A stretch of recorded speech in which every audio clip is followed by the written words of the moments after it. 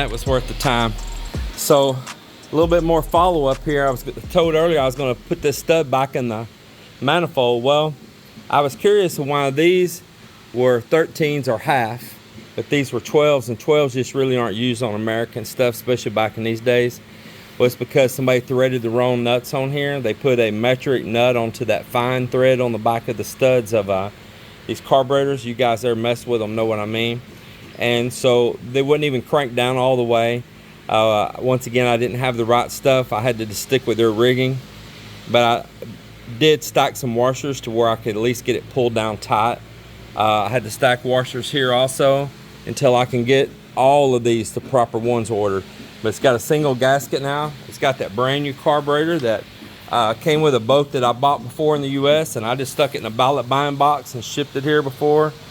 I know that's not typical things a lot of you canoes ship to the Philippines, but I'm a boat hobbyist, man. I just am. So I was a boat hobbyist in the US. I'm a boat hobbyist here, just the same. I don't have to give up my likes and wants in life to live in the Philippines. I don't have to give up everything I want and enjoy from back home.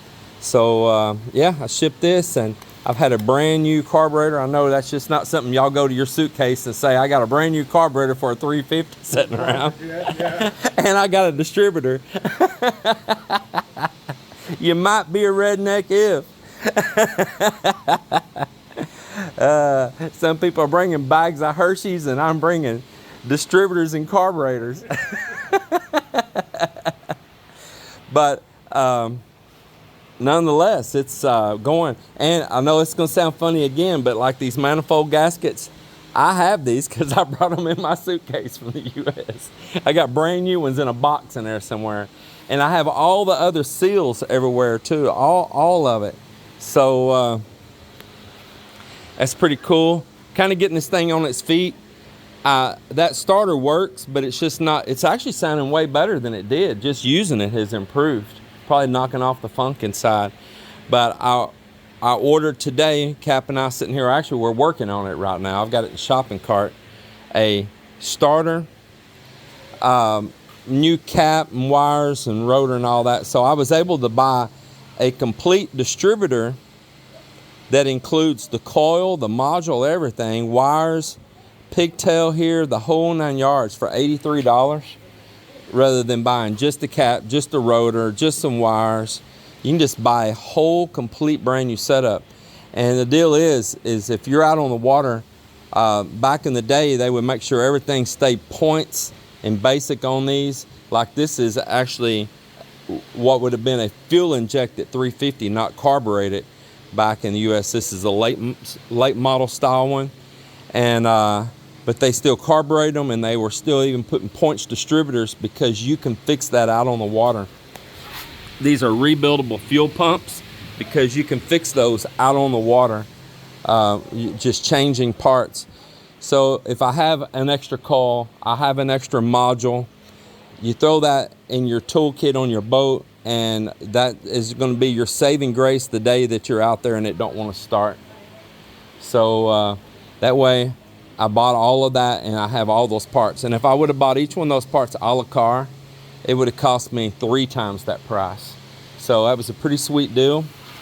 What else did I buy today? I bought a new fuel filters, bought new oil filters, bought a new water pump. This one, it's got a little bit of a dragging sound in it. For you that don't know, a marine water pump is built different than a car water pump. The back plate is usually brass or stainless instead of ordinary steel. The impeller is usually stainless or brass. The shaft inside is usually stainless, not ordinary steel, so it can hold up to the elements. So the overall casting is the same cast iron cast, but all the integrals, all the working parts in it are all higher grade. And same thing, the starter down there is marine coated, and it's marinized as well. So yeah, it's all going pretty good, and none of those parts were expensive. That pump right there was cheap. What was it, like $60 or something? Less than that. And the starter was about $60, the marine starter. You know, so I'm not spending a whole lot. Fuel filter and stuff, you know, $12, and oil filter I bought the Quicksilver brand, the actual Mercruiser brand. It's got a fram on it now, and I hate fram. So I just want this thing sitting here just perfectly on its feet. Perfectly on its feet. And I have also already purchased, and it's on its way, this bell housing. And then where that salt water was leaking here, I've already purchased this whole hub right here. I got a brand new one in the box in there. Good sounding old motor, man. Good sounding old motor. So this is an air cleaner for a marine engine. They don't have a filter or cartridge because you're out on the water. There really ain't any dust or anything. So here's this one here. It's on the motor here right now. See, it says Mercruiser. See, it's just little fin-like pieces keep anything big from coming in. And what this one's missing is your blow-by tubes right here. Your crankcase vents should come up here onto the sides right here, and it sucks any of that blow-by back into the motor. But they're apparently missing off this one. So once again, the redneck I am, who has the spares of all this? I do, because there was a boat I bought before, it had some spare parts with it, and I sent those spare parts over here, and here's the day that I need them. But I want to be fair about these carburetor bolts on here and what the Filipinos did here. Let's be fair that it's not just them, because this is how I received those parts back in Texas, up in Denton, where I bought a boat from, and he gave me a bunch of spare parts. How you like this adaptation right here? That's his spacer because his bolt was too long. So I think this one kind of trumps what the Filipinos did, right? And I just now had to get a pair of pliers and try to crack this little nut loose. It was on there so tight. And so I just want to be fair. I'm not trying to beat up what the Filipinos did, because, hey, there was an American redneck out there that did the same thing. And it wasn't me. But I tell you, if you're out doing a bush fix, you do what you got to do. But this one, see, has where your vent tubes. See, this one here goes to right here. And this one here goes to right here. And you connect those up, and that way any blow-by your motor has on your crank sucks right back through the carburetor, not up into your engine compartment. But I'm going to get this little nut off here, and I'm going to use this one instead of this one. Well, continue working on this 5.7 liter here. I got the old hub, the coupler, off the back on here. There was a stud stuck in right here that we had to cut off before it was rusted off. The head of it was, and we ended up having to cut it off, get that bell housing for. I heated that up with a torch, put some penetrating oil, put a double nut here on it of what was left sticking out, and got that out of there really clean. It actually looked pretty good. And cleaned this flywheel up with a wire brush. And let me show you the old coupler right here. There's the old one, man, where they let salt water leak. And this is what I'm about to put on. And I've got a new bell housing on its way also. So this is where I'm at here right now. But just really enjoying out here this project. Cap and David are hanging out up there right now. They've been hanging here with me while I do this work. And just real nice, enjoyable time sitting here working on this Mercruiser. Well, I've been working this old boat motor over. The motor is great, man. That sucker just runs primo. I got this part right here. Didn't cost much at all, and it was free shipping, no import fees or nothing for that piece. And it was here in just a few days. Isn't that amazing? Would have never thought it just a few years ago. The Philippines really felt like a remote place because of the difficulty, but now it's changing greatly.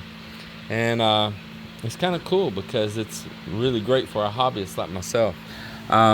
Cleaned up the back of the motor while I was at it, just went ahead and gave it an overall painting, and this was already painted pretty nice, but while I was at it, and I've got these good quality paint here right now, I went ahead and painted it more. I've turned the engine a little bit, and I'm about to touch up the backside's flywheel that was at the bottom and it was hard to reach, and give it just a little bit more coating. because of the salty environment and all here. Now what I've been doing is on these risers right here on the exhaust manifolds, I've got new gaskets on their way. I thought I had a set here, but I can't find them. But I've got new ones on their way. I bought some spares at the same time, so I'd have them. I'm running a tap through all the holes on the manifold. I ran a tap through on those, clean the threads, cleaning these bolts up one by one.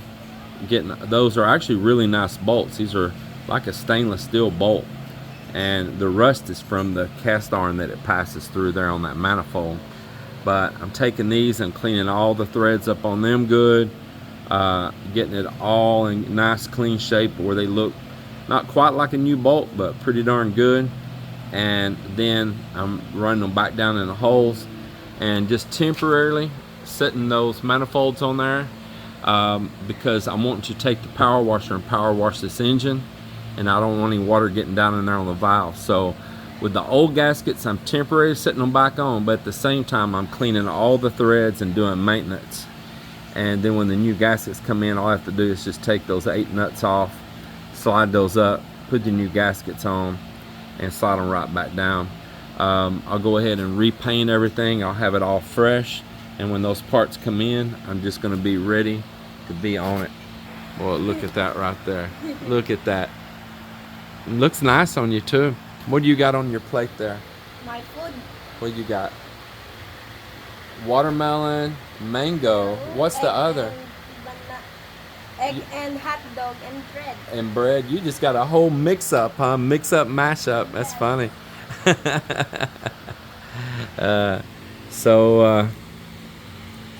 All right, well, that's where I'm at right now, and I'm just going to keep on working this thing over and just do all the maintenance all over it. I'm really enjoying hanging out doing this.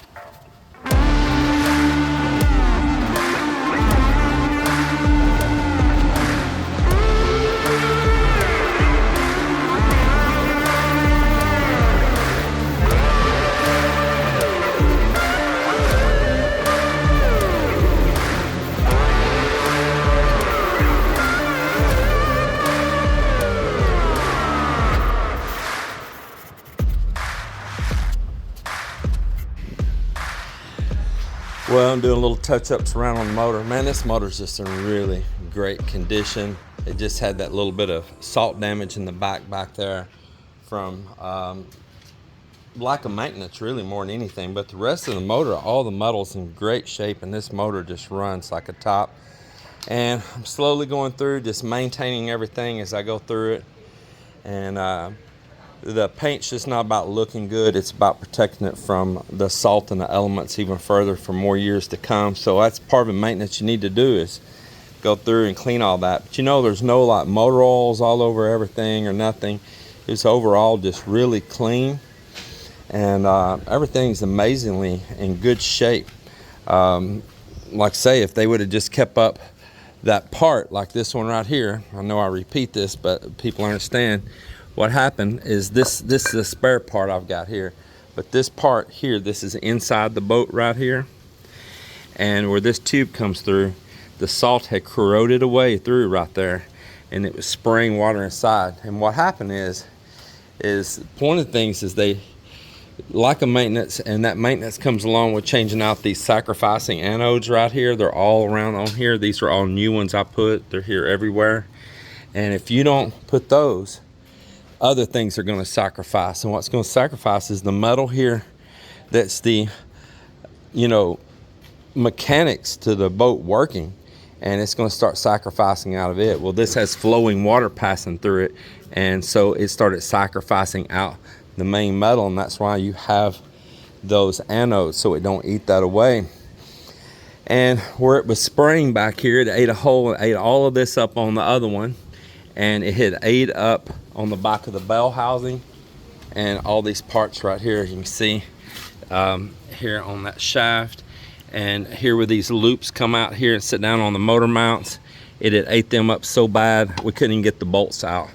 It was so corroded. So I've got this part on the way. I've already replaced this part. Here's some more of it right here. You see it ate all of this off. This is salt getting down here. This should be 2 round loops like this. They're completely gone. But I replaced all of that in this boat already last year with all good stuff. So all of that has already been renewed. All of this is already new in here. All of it's been worked over. So that's all behind it.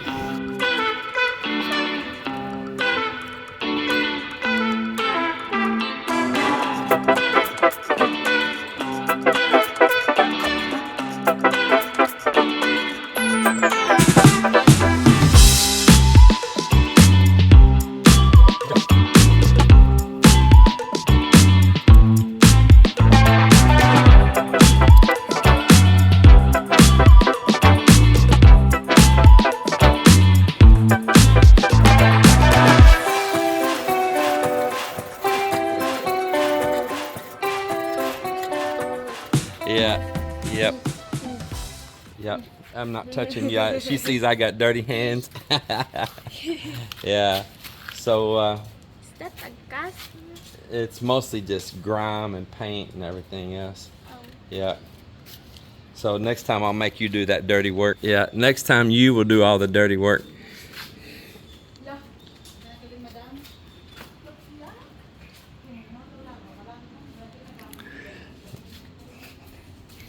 Love that Mel, love them kids, boy. Good life for me here.